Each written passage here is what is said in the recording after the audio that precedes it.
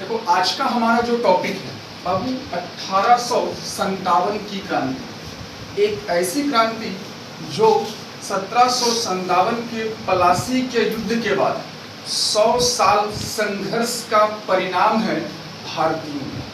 चूंकि हमने ये देखा था कि 1757 के बाद हम अंग्रेजों के कई प्रकार के जातियों का हमने सामना किया और इसका परिणाम कई छिटपुट विद्रोहों को हमने पढ़ा है।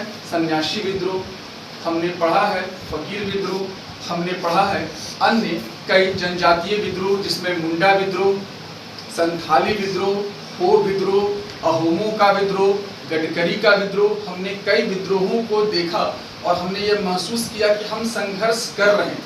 लेकिन कहा जाता है 1857 आते आते अंग्रेजों की जाति का जो लेवल था वो हमारे उसका पानी जो था वो हमारे सर से ऊपर उठ चुका था और जिसका एक बड़ा अंजाम निकल कर सामने आ रहा है 1857 की क्रांति। बच्चा याद रखना, इस समय जो गवर्नर जनरल थे उनका नाम था कैनिंग। हालांकि किताब में लिखता है लॉर्ड कैनिंग, लेकिन हम लोगों को लॉर्ड लगाने की आवश्यकता नहीं, हम लोग क्या बोलेंगे, कैनिंगवाद। इज्जत देने की जरूरत नहीं है, गुलाम बना के रखा था। क्योंकि लॉर्ड का मतलब क्या होता है, भगवान ना, तो हमारे लिए वो भगवान नहीं था। तो हम यहाँ पे इतिहास की बातों को छोड़ते हुए क्या करें, कैनिंगवाद। ठीक है, देखो दुखी सब था। दुखी की बात करें तो विद्रोह के कई कारण हमारे पास मौजूद थे। विद्रोह के कई कारण हमारे पास मौजूद थे। इन विद्रोह के कई कारणों में सबसे पहला कारण जो था वो था राजनीतिक कारण। ध्यान से समझना, राजनीतिक कारण। क्योंकि हमारे यहाँ जितने भी राजा हुआ करते थे उनका अपना शान शौकत था, अपना पावर था, तमाम चीजें उनके पास थी जो अपने शासन को अपने राज्य क्षेत्र में चला पाते थे। लेकिन जब ब्रिटिश हुकूमत यहाँ आया तो ब्रिटिश हुकूमत में कई अलग अलग कानून लाया गया। जिन कई अलग अलग कानूनों में सबसे पहला कानून जो था वो था डलहौजी का हड़प नीति। याद रखिएगा, सबसे पहला कानून क्या आया, डलहौजी का व्यापकगत नीति बोलते हैं, या फिर हम लोग कहेंगे वेलेजली का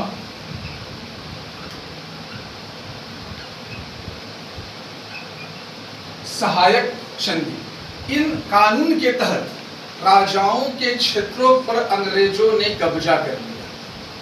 राजाओं के क्षेत्रों पर अंग्रेजों ने क्या किया, कब्जा कर लिया। मतलब कह सकते हैं कि पूरी तरीके से, चाहे वो सतारा हो, चाहे वो जयपुर हो, चाहे वो झांसी हो, ये छोटे छोटे हमारे जो राजवंश हुआ करते थे उन राजवंशों पर अंग्रेजों ने अपना आधिपत्य को कायम कर लिया। जिसका परिणाम ये निकलकर सामने आ रहा था कि लोग अंग्रेजों से लगातार दुखी होते जा रहे थे। यहाँ तक कि मैं आपको बता दूं 1857 के क्रांति से पहले जो मुगल बादशाह, जो कभी भारत का गौरव हुआ करते थे, भारतीय नो डाउट कि मुगल भारत राजवंश में राजा के पद पर थे, बादशाह के पद पर थे, उन लोगों को भी लाल किला के बाहर का क्षेत्र अलाउड नहीं किया गया। मतलब मुगल बादशाह में जिस अकबर की हम बात करते हैं, जिस हुमायूं की बात करते हैं, जिस शाहजहां की बात करते हैं, जिस औरंगजेब की बात करते हैं, स्थिति ऐसी हो गई थी कि उनके वंशज में जो तत्कालीन में थे बहादुर शाह द्वितीय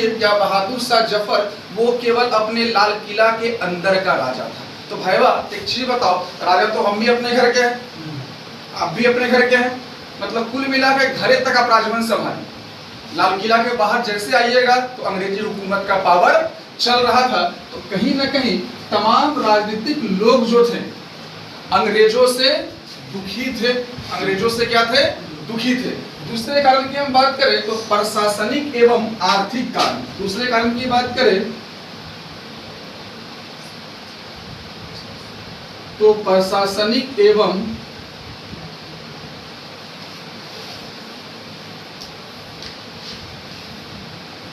आर्थिक कारण। देखो प्रशासनिक कारण का सबसे पहला ये चीज था कि हमारे यहाँ राजनीतिक सामाजिक और आर्थिक तीनों चीजें अंग्रेज के द्वारा जो है इसका दुष्प्रभाव इस्तेमाल किया जा रहा था। मतलब हम अगर ब्रिटिश हुकूमत के बंदे मतलब अंग्रेज हैं तो हमारे लिए अलग व्यवस्था होगी, और हम अगर भारतीय हैं तो हमारे लिए अलग व्यवस्था होगा, चाहे वो सामाजिक व्यवस्था की बात हो, चाहे वो कानूनी व्यवस्था की बात हो, चाहे वो राजनीतिक व्यवस्था की बात हो। यहाँ तक कि खेलने का ग्राउंड में भी ये पक्षपात होता था कि भाई भारतीयों को अलग मैदान दो और इंग्लैंड के लोगों को अलग मैदान। इसके पीछे का मकसद एक ही था कि भारतीय अंग्रेजों से अधिक घुले मिले नहीं, क्योंकि आप जानते हैं जब आप ज्यादा घुल मिल जाते हो तो वहाँ इज्जत कम हो जाता है, यही नियति है। अभी भी अगर हम बात करें तो आप लोग इस क्लास में जब पहली बार आए होंगे तो आपका नाम क्या है, और जब घुल मिल गए तो नम्मा की हो रहे, और आपसे शुरू होकर रे बे तक आपकी दोस्ती पहुंच गई होगी शायद। इसके पीछे का एक ही कारण है कि अब ज्यादा जरूरत ज्यादा अगर किसी से घुल मिल जाओगे तो आपकी भावनाओं को कहीं ना कहीं वो ठेस पहुंचाना शुरू करेगा, और इसी का परिणाम था कि प्रशासनिक सेवा में इन लोगों ने अलग अलग व्यवस्था करके रखा था, चाहे वो सरकारी कर्मचारी अंग्रेजों का भारतीय हो चाहे ब्रिटेन वाला हो। मतलब अंग्रेज को अलग कम्युनिटी और इंडियंस को अलग कम्युनिटी के तरीके से रखा जाता था। मतलब अंग्रेजों की एक कुटिल नीति जो है वो वंशानुगत और परंपरागत तरीके से आ गया। आर्थिक कारणों की बात करें तो जिस प्रकार से वो भू राजस्व की व्यवस्था करके रखा, जिस प्रकार से वो लगान की व्यवस्था करके रखा, जिस प्रकार से रैयतवाड़ी व्यवस्था करके रखा, जिस प्रकार से अस्थायी बंदोबस्त, बेसिकली भारतीय अर्थव्यवस्था में तीन चीजें बहुत महत्वपूर्ण हो जाती है। अस्थायी क्वेश्चन रहे ना देर आ जाओ,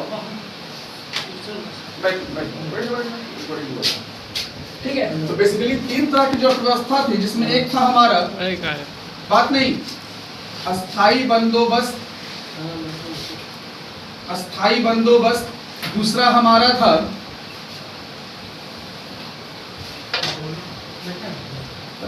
बात नहीं रैयतवाड़ी व्यवस्था, क्लास का रिकॉर्डिंग भी चल रहा है, और तीसरा हमारा था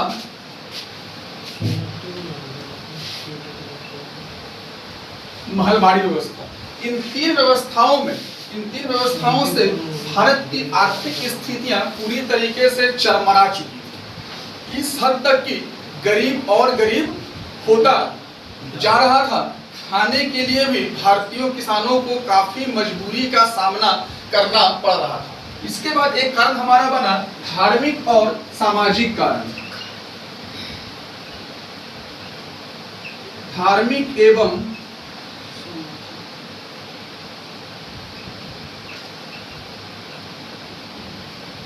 एक कारण और हमारा बना धार्मिक एवं सामाजिक कारण।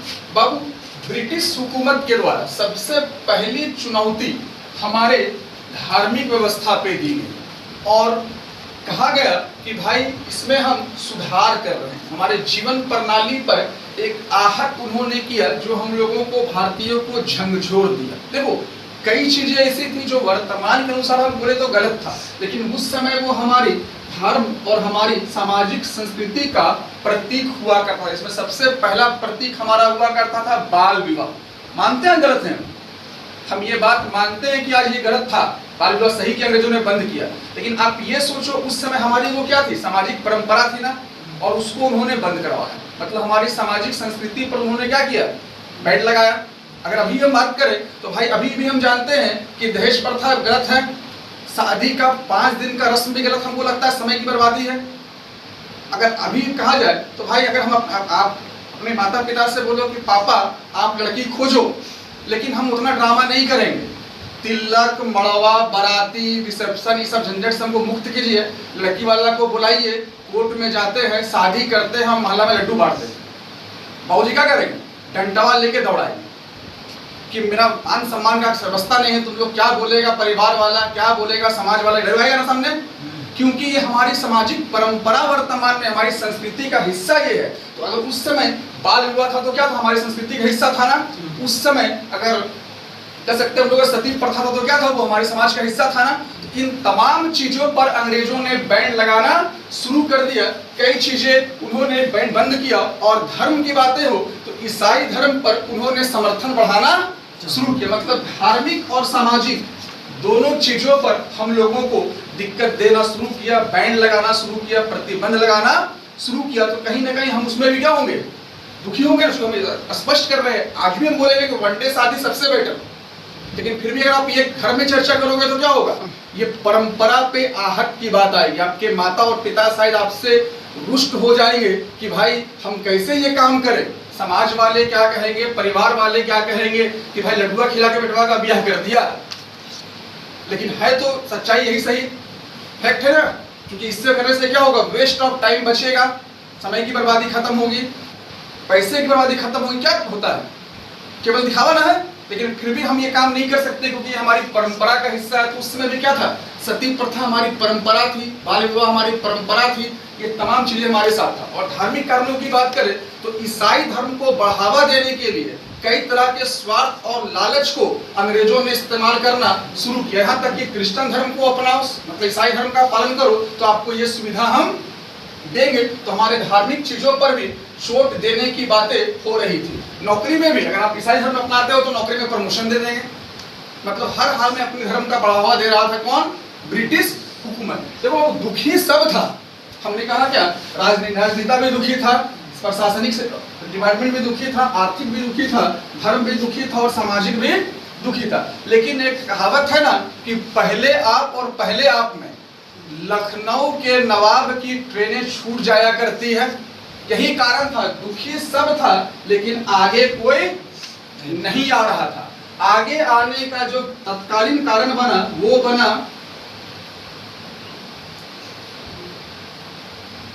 तत्कालीन कारण क्या बन गया, सैनिक कारण। चूंकि सेना, ब्रिटिश हुकूमत की सेना, एक्चुअली ब्रिटिश हुकूमत की सेना जब म्यांमार, मतलब आज का म्यांमार उस समय का क्या था, बर्मा, पहले क्या कहते थे उसको, बर्मा में युद्ध लड़ने गया, भारतीय सेना को बर्मा में युद्ध लड़ने भेजा गया। तो आज हम ये जानते हैं कि अगर हम विदेशों में रहते हैं, समुद्र को पार करते हैं तो बहुत प्राउड फील हम करते हैं ना कि मेरा बेटा या बेटी विदेश में पढ़ रही। लेकिन वो वक्त था जहां समुद्र पार करना मतलब धर्म भ्रष्ट करने के बराबर था, क्योंकि समुद्र पार करके गए मतलब क्या खाया, क्या सोया, कहाँ रहा, क्या पिया, आइडिया नहीं, अलग कल्चर में चला गया ना।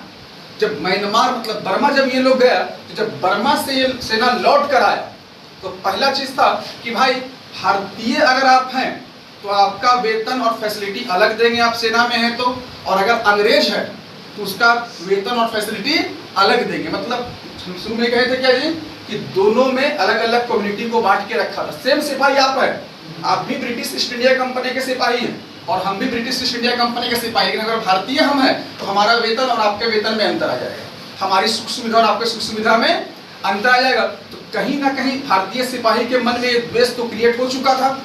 और जब बर्मा से सेना लौट कर आया, तो उन सिपाहियों के अपने गांव वाले और अपने घर वाले उनको घुसने नहीं दे रहे थे, क्योंकि कह रहे थे धर्म भ्रष्ट तुम लोग हैं। धर्म भ्रष्ट मतलब क्या हुआ, समुद्र पार किया, क्या खाया, कहाँ रहा, कैसे सोया, क्या किया, हम घर में घुसने नहीं देंगे। मतलब अपने घर वाले और अपने समाज के परिवार वाले लोग उनसे दूरी बनाना शुरू की। और पहले से भी ये दुखी थे, क्योंकि जिस गांव में वो खेल कर बड़ा हुआ, जिस चाचा के गोद में, वो बड़े भाई के गोद में खेलकर बड़ा हुआ, पुलिस की कह सकते हैं ब्रिटिश हुकूमत के आदेश के कारण उन्हीं पर लाठी चार्ज कई बार करना पड़ा था इन लोगों को। तो कहीं ना कहीं भारतीय सिपाही, उस समय का भारतीय सिपाही मतलब क्या, ब्रिटिश हुकूमत का सिपाही दुखी तो था ही, और सबसे तत्कालीन जो रीजन बन गया वो बन गया बंदूक का, राइफल का चेंज हुआ। एक्चुअली याद रखिएगा, पहले जो है सैनिकों के लिए ब्राउन बेस राइफल रहता था, याद रखिएगा, पहले सैनिकों के लिए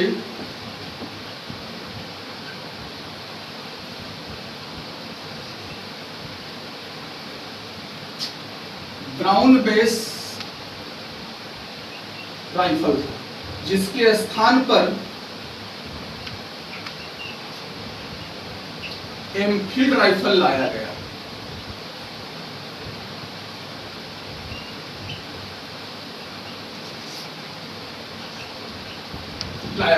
एनफील्ड राइफल में क्या था कि उसका जो बारूद होता था उसको मुंह से, गोली का मुंह से, मतलब गोली को मुंह से काट कर बारूद को बंदूक में भरने की कॉन्सेप्ट जो थी वो कौन था, एनफील्ड राइफल। पहले कौन सा बंदूक चलता था, ब्राउन बेस।